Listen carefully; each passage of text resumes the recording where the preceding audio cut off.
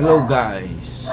Nung sa last video po pala natin no, topic po natin yung mandatory deduction sa mga payslip po, no. Discuss po natin muna yung isang sa nililak po sa SSS ay mga benefits. Wow! Expand po natin. Pero take note po guideline lang po to.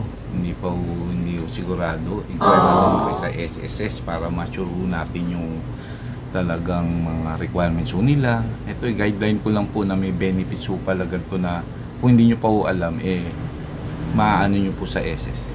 Pisan natin isa pong benefits, di ba po yung loan.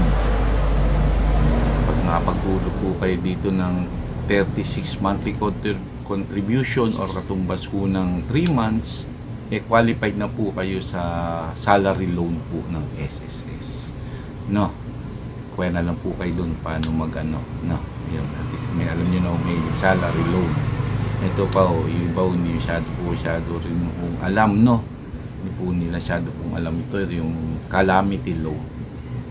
Calamity loan po is ma-avail nyo po pag once na ang area nyo po yung naka-address po sa inyo sa SSS dineclare po ng ating gobyerno o ng LGU na calamity area po ngayon po yung lugar nyo, pwede po kayo mag-avail ng nag-bibigay po ang SSS ng calamity loan po.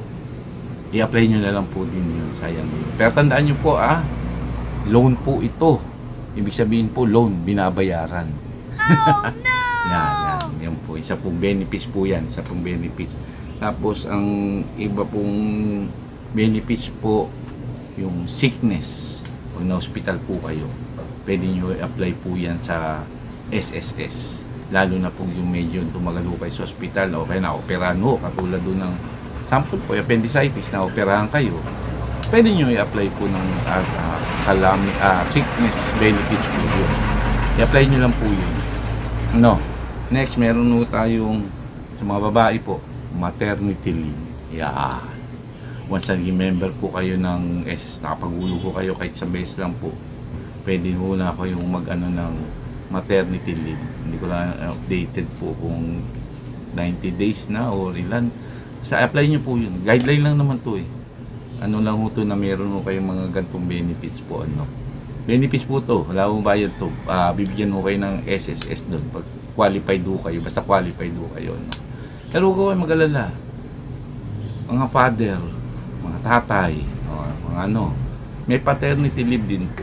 Pwede nyo rin i-apply din sa SS. Bayaran mo kayo. Alam ko mga 7 days paternity leave.